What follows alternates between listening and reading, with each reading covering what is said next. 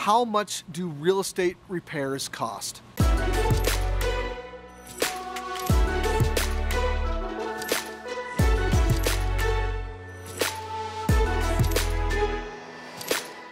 Hey friends, Stephen Michael Miller here. I've got a question here from Chad Hayes. And before I answer the question, I just want to give a huge shout out to Chad. Chad is super active on our YouTube channel, giving lots of amazing comments. We love it. Keep it coming, Chad. Thanks so much for your viewership.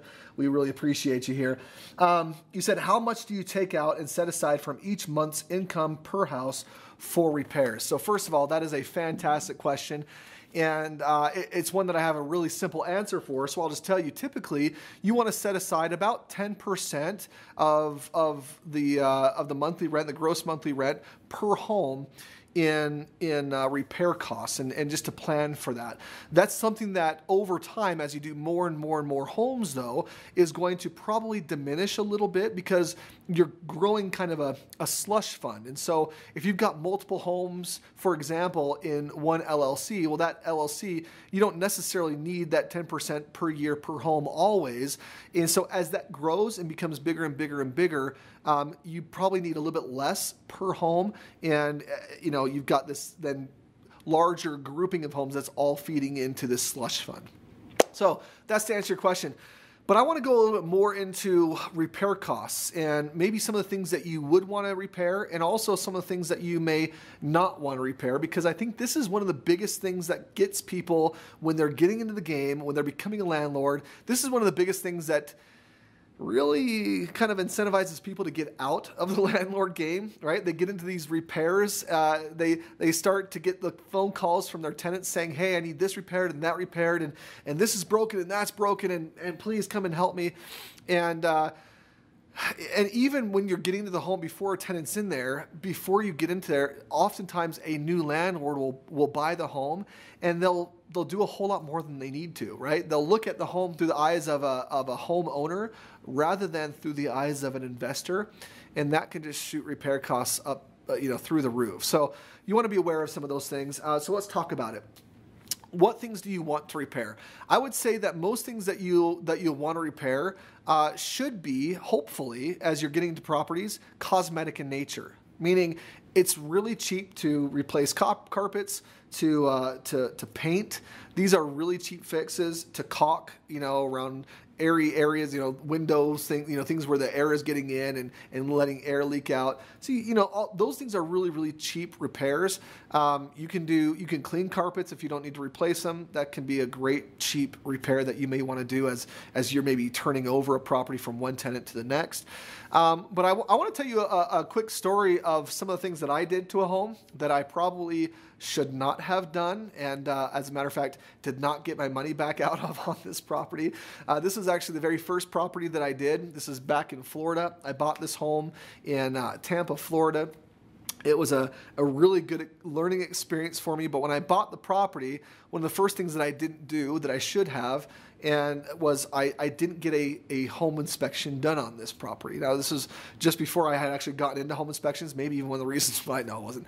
But it could have been one of the reasons why I got into home inspections.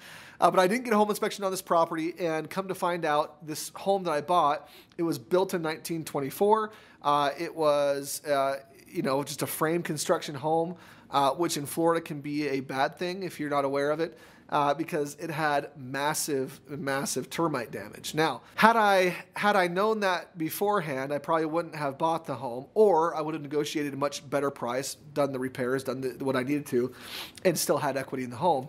But I didn't know that. So I got the home, and when I started opening up the walls and started doing some of my initial repairs that I was looking at doing, it just became a much larger beast than it ever would have been. I probably could have painted it and resold it, not knowing, right, that there was termite damage. I could have even done some fixes to the termite damage and sold it as it was and probably gotten my money out of it, and maybe even a little bit more. But I didn't do those things. Instead, I ripped everything apart. I mean, I literally took it down to the studs. I went underneath the house. I started jacking up the floors and evening out everything as much as I could. I mean, I was going into this not with the eyes of an investor, but with the eyes of a homeowner. And I did everything. I added a bathroom. I I completely gutted and renovated the kitchen and put a whole brand new kitchen with appliances and everything. I mean, I spent about $60,000 on this home repair, which, by the way, it was a $120,000 home, or actually it was about $105,000 home. So I put almost 60% more back into the home, and it just didn't make sense. So when you're getting into a property, one of the biggest things that you want to make sure that you're doing is not going overboard, right? Just oftentimes, especially if this is an investment property for you, just doing those repairs that will bring it up to the proper code if you need to, or that will create a good environment for your tenants to live in. Obviously, if there are water leaks in the home, you've got to repair those things. If the HVAC system isn't working and it has one, you need to repair those things. Those are things that you need to do. And those costs on those, obviously that all varies by job.